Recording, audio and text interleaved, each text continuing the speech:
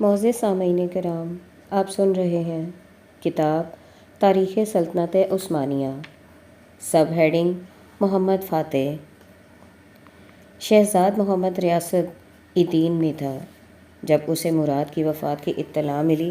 وہ فوراً ایک عربی گھوڑے پر سوار ہو کر یہ کہتا ہوا کہ جو لوگ مجھ سے محبت کرتے ہیں میرے ساتھ آئیں، درِ دانیال کی طرف روانہ ہو گیا اور اسے عبور کر کے اورنا پہنچا۔ تخت نشینی کے وقت ینیچری کی خوشنودی حاصل کرنے کی غرض سے اسے انعامات تقسیم کرنے پڑے، جس سے آئندہ کے لیے ایک مثال قائم ہو گئی اور ینیچری میں اپنی اہمیت کا مزید احساس پیدا ہو گیا۔ سب ہیڈنگ معصوم بھائی کا قتل۔ زمام سلطنت کو ہاتھ میں لینے کے بعد محمد نے پہلا کام یہ کیا کہ اپنے شیر خوار بھائی کو، جو سرویا کی شہزادی کے بطن سے تھا، آئندہ فتنے کے خوف سے حوض میں غرق کر دیا۔ معصوم بچے کا یہ قتل عین اس وقت عمل میں آیا جب غریب و بے کس ماں سلطان کے حکم سے بالکل بے خبر اس کی تخت نشینی پر دربار میں نہینیت پیش کر رہی تھی۔ سب ہیڈنگ شہنشاہ قسطنطنیہ سے آویزش۔ محمد کی تخت نشینی سے 3 سال قبل بازنطینی سلطنت کا آخری فرمانروا قسطنطین یازدہم قسطنطنیہ کے تخت پر بیٹھ چکا تھا۔ قسطنطین ایک بہادر شہزادہ تھا، لیکن محمد کو برافروختہ کرنے میں اس نے اسی شدید غلطی کا اعادہ کیا جس کا خمیازہ اس کے پیش رو منوئل کو مراد ثانی کے ہاتھوں بھگتنا پڑا تھا۔ سلطان بایزید یلدرم کا ایک پوتا اور خان نامی، جو شہزادہ سلیمان کی اولاد سے تھا، قسطنطنیہ میں نظر بند تھا۔ اس کے مصارف سلطان کی طرف سے ادا ہوتے تھے۔ قسطنطین نے اس رقم میں اضافے کا مطالبہ کیا اور عدم منظوری کی صورت میں اور خان کو محمد کے مقابل کھڑا کر دینے کی دھمکی دی۔ اس نے اپنی غلط فہمی سے یہ خیال کیا کہ محمد اب بھی ویسا ہی ناتجربہ کار ہے جیسا کہ 6 سال قبل تھا۔ اسے معلوم نہ تھا کہ اس قلیل مدت میں نوعمر سلطان کی قوتیں حیرت انگیز سرعت کے ساتھ ترقی پا چکی ہیں اور 21 ہی سال کی عمر میں وہ ارادے کی پختگی، فوجی قابلیت اور ملکی تنظیم و تدبیر میں اپنے پیش روؤں کا حریف بن چکا ہے۔ محمد اس وقت ایشیائی کوچک کی بعض شورشوں کے فروغ کرنے میں مصروف تھا۔ اس نے بازنطینی سفراء کو نرمی سے جواب دے کر ٹال دیا، لیکن وزیر اعظم خلیل پاشا نے قسطنطین کو اس احمقانہ مطالبے کے خطرات سے متنبہ کیا اور سفراء سے کہا کہ تمہارا جنون قسطنطنیہ کو سلطان کے ہاتھوں میں دے کر رہے گا۔ یورپ میں اور خان کے سلطان ہونے کا اعلان کرو، اہل ہنگری کو اپنی مدد کے لیے بلاؤ، جو صوبے تم واپس لے سکتے ہو واپس لے لو، لیکن بہت جلد تم کو بازنطینی سلطنت کا خاتمہ بھی نظر آ جائے گا۔ سب ہیڈنگ قسطنطنیہ کی اہمیت۔ اصل یہ ہے کہ ابتدا ہی سے محمد نے قسطنطنیہ کو اپنی سلطنت میں شامل کر لینے کا تہیہ کر لیا تھا۔ سنوب اور طرابزون کے علاوہ قدیم بازنطینی سلطنت کے تمام ایشیائی علاقوں پر عثمانیوں کا قبضہ ہو چکا تھا۔ یورپ میں بھی صرف قسطنطنیہ اور اس کے مضافات اس سلطنت میں باقی رہ گئے تھے۔ کیسرا کی وہ عظیم الشان سلطنت جو اپنی وسعت اور قوت کے لحاظ سے کبھی دنیا کی تمام سلطنتوں پر فوقیت رکھتی تھی، اب تباہی اور بربادی کی آخری حد تک پہنچ گئی تھی، اور جہاں تک وسعت اور قوت کا تعلق تھا گویا فنا ہو چکی تھی۔ تاہم اس حالت میں بھی قسطنطنیہ کا وجود بجائے خود نہایت اہم تھا، اور قصر سلطنت کی یہ پہلی اور آخری اینٹ ہنوز اپنی جگہ قائم تھی۔ ترکوں نے جس وقت یورپ کی سرزمین پر قدم رکھا، اسی وقت سے اس شہر کو فتح کر لینے کا حوصلہ ان کے دلوں میں راسخ ہوتا گیا۔ جوں جوں فتوحات کا دائرہ بڑھتا جاتا تھا، ان کے ارادے میں قوت آتی جاتی تھی، اور بالآخر اس کا پہلا عملی اظہار بایزید یلدرم کے عہد میں ہوا، جبکہ اس نے آبنائے باسفورس کے مشرقی ساحل پر ایک مضبوط قلعہ تعمیر کرانے کے بعد قسطنطنیہ کا محاصرہ شروع کیا۔ لیکن محاصرے کو چند ہی روز گزرے تھے کہ تیموری حملے نے بایزید کو اسے اٹھا لینے پر مجبور کیا۔ اور جنگ انگورا کے بعد کچھ دنوں کے لیے قسطنطنیہ محفوظ و مامون ہو گیا۔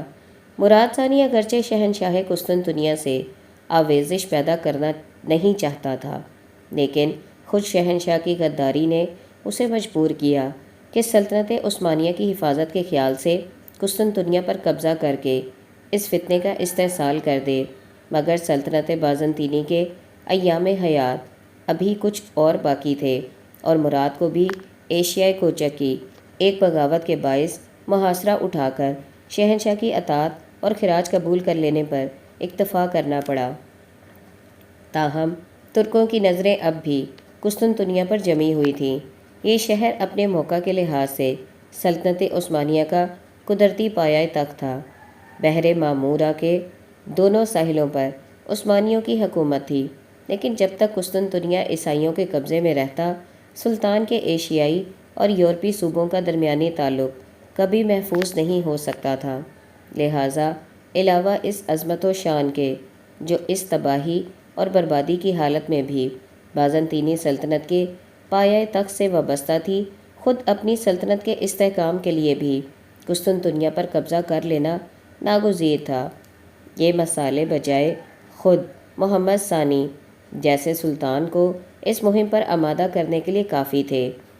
قسطنطین کی دھمکی نے اسے اور زیادہ برانگیختہ کر دیا، اور اس نے اپنے دور حکومت کے سب سے زیادہ عظیم الشان کارنامے کے لیے تیاریاں شروع کر دیں۔ سب ہیڈنگ: قسطنطنیہ پر حملے کی تیاریاں۔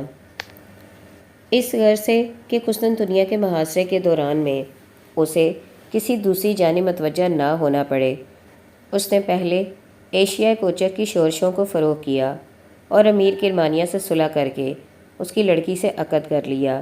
اس کے بعد 3 سال کے لیے ہونیا ڈے سے بھی صلح کر لی، جس کی وجہ سے شمالی یورپ کی طرف سے کوئی خطرہ باقی نہ رہا۔ پھر اس نے ایک فوج موریا میں بھیج دی تاکہ شہنشاہ کے بھائی جو وہاں حکومت کرتے تھے قسطنطنیہ کی مدد کرنے سے روک دیے جائیں۔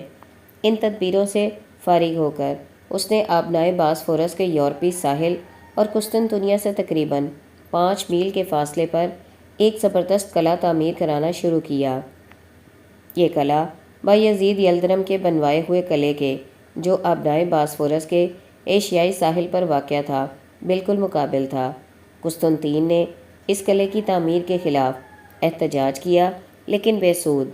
دوران تعمیر میں بعض ترکوں نے چند یونانی کاشتکاروں سے کچھ چھیڑ کی، جس نے ایک چھوٹی سی لڑائی کی شکل اختیار کر لی، اور اس میں فریقین کے چند سپاہی مارے گئے۔ قسطنطین سمجھ چکا تھا کہ یہ ساری تیاریاں دراصل قسطنطنیہ پر حملے کے لیے ہو رہی ہیں۔ اس نے خوفزدہ ہو کر شہر کا پھاٹک بند کرا دیا اور ایک وفد کے ذریعے سے محمد ثانی کی خدمت میں ترک سپاہیوں کے طرز عمل کی شکایت کی۔ محمد نے اس شکایت کا جواب اعلان جنگ سے دیا۔ اب سلطنت بازنطینی کی موت و زیست کا مسئلہ آخری فیصلے کا منتظر تھا۔ جدید قلعہ 856 ہجری بمطابق 1452 عیسوی کے موسم سرما سے قبل تیار کیا گیا۔ آبنائے باسفورس اب تمام ترکوں کے قبضے میں تھی۔ کوئی جہاز بغیر ان کی اجازت کے اسے عبور نہیں کر سکتا تھا۔ اس قلعے کی تعمیر کے بعد محمد جنگ کی دوسری تیاریوں میں مصروف ہوا۔ اس نے اورنا میں 1.5 لاکھ فوج جمع کی، لیکن قسطنطنیہ کی فتح کے لیے محض سپاہیوں کی تعداد کافی نہ تھی، خواہ وہ کتنی ہی زیادہ رہی ہو۔ یہ شہر مثلث نما تھا، جس کے 2 حصے پانی سے گھرے ہوئے تھے۔ شمال میں شاہ زریں اور جنوب میں بحر معمورہ تھا۔ بحری فوجیں صرف تیسرے حصے سے حملہ کر سکتی تھیں، جو مغرب کی جانب واقع تھا، لیکن اس کی حفاظت یکے بعد دیگرے 3 زبردست دیواریں کر رہی تھیں، جو توپوں کی ایجاد سے قبل ہر طرح کے حملے سے محفوظ خیال کی جاتی تھیں۔ اندر کی دونوں دیواریں بہت موٹی تھیں اور ان پر 170 فٹ کے فاصلے سے مضبوط برج بنے ہوئے تھے۔ ان دیواروں کے درمیان 60 فٹ کا فاصلہ تھا۔ باہر کی جانب دوسری اور تیسری دیوار کے بیچ میں 60 فٹ چوڑی ایک خندق تھی، جو 100 فٹ گہری تھی۔ یہ دیواریں 5ویں صدی عیسوی میں شہنشاہ تھیوڈس ثانی نے تعمیر کرائی تھیں۔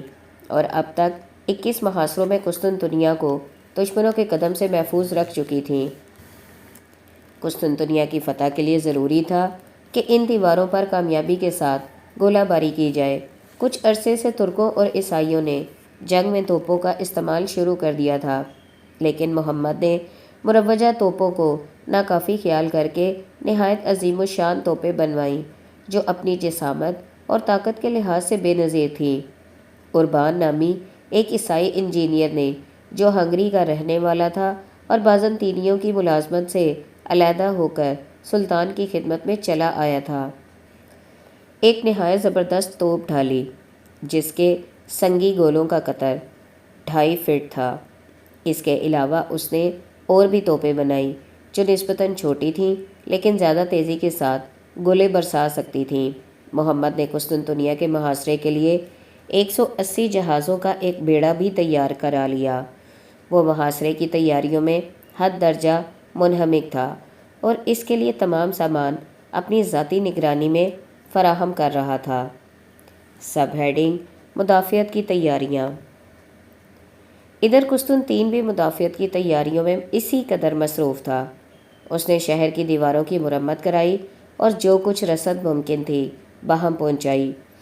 اس کے بعد اس نے مغربی یورپ کے فرما رواؤں سے مدد کی درخواست اور یورپ کی پوری اعانت اور ہمدردی حاصل کرنے کے لیے کلیسائے روما کے تمام مطالبات کو منظور کر کے یونانی کلیسا کو اس سے ملحق کر دیا۔ سینٹ صوفیہ میں پوپ کے نمائندے کارڈینل ایسٹور کے زیر صدارت ایک مجلس منعقد ہوئی جس میں شہنشاہ، اس کے درباری اور قسطنطنیہ کے تمام ملکی اور مذہبی عہدیدار شریک ہوئے، اور کلیسائے قسطنطنیہ کو کلیسائے روما سے متحد کرنے کی تجویز کثرت رائے سے منظور کر لی گئی۔